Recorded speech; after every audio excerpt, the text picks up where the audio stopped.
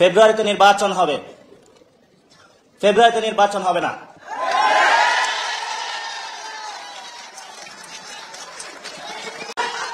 ফেব্রুয়ারিতে নির্বাচন হবে না, কারণ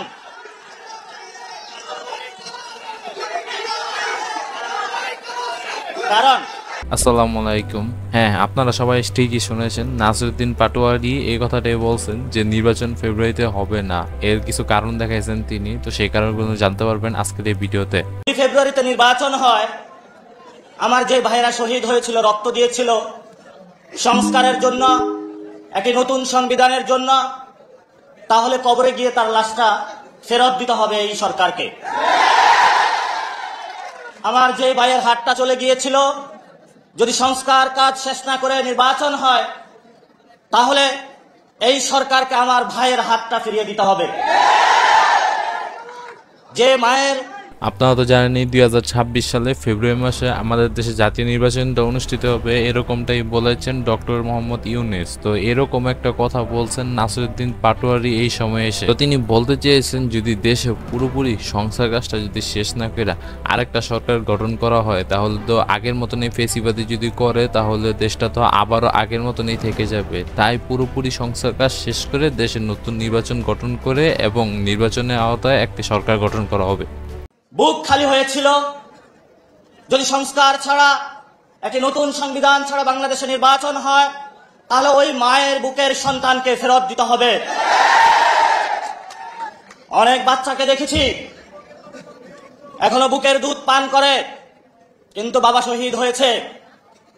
তাদের সাথে যখন কথা বলেছি, তাদের মুখের ভাষা পাইনি, শুধু চোখের ভাষা পেয়েছি। চোখের ভাষাটা ছিল অশ্রু। যে অশ্রুতে তারা বলেছিল, আমার বাচ্চা রয়ে গিয়েছে, আমার স্বামী চলে গিয়েছে, আমি বাংলাদেশ থেকে কিছু চাই না, কিন্তু আমি একটি সুন্দর ভবিষ্যতে বাংলাদেশ দেখতে চাই। নাসিরউদ্দিন পাটোয়ারির কথাগুলো ফালানো যায় না, তার কথাগুলো যুক্তিসম্মত। যদি একটা সরকার গঠন হয়ে যায় আর এরপরে যদি কিছু বছর পর ওই রকম ফ্যাসিবাদী জিনিস সৃষ্টি করতে থাকে দেশের মধ্যে, আবার যদি অন্যায় অত্যাচার শুরু হয়ে যায়, তাহলে যে এতগুলো মানুষ শহীদ হইল, তাহলে এই শহীদের কোনো মূল্য রইল না, আর দেশটা আগের মতনও হয়ে রইল। এখানে আমার এই বুকের যে সন্তান আছে, আর সন্তানকে কেউ খুন করবে না। কিন্তু বাংলাদেশে আমরা দেখতে পাচ্ছি একই সংস্কৃতির ডামাডোলে, একই ফেসিবাদী সংবিধানে, একই সিস্টেমের মধ্য দিয়ে আমরা নির্বাচনে যাচ্ছি। তাহলে এতগুলো মানুষ শহীদ হওয়ার প্রয়োজন কি ছিল? এতগুলো মানুষ আহত হওয়ার প্রয়োজন কি ছিল? তো বন্ধুরা, আপনারা তো বুঝতে পারলেন নাসিরউদ্দিন পাটোয়ারি কেন বলছে যে ফেব্রুয়ারি মাসে নির্বাচনটা হবে না। তার কথাগুলো যুক্তিসম্মত। এছাড়া আপনাদের কি মতামত তা অবশ্যই কমেন্ট বক্সে জানাবেন। যদি মনে হয় তার কথার সাথে আপনি একমত, তাহলে একমত বলে প্রকাশ করবেন কমেন্ট বক্সে। তো এই ছিল ভিডিওটি, দেখা হবে নতুন কোনো ভিডিওতে। সে পর্যন্ত ভালো থাকবেন, আল্লাহ হাফেজ।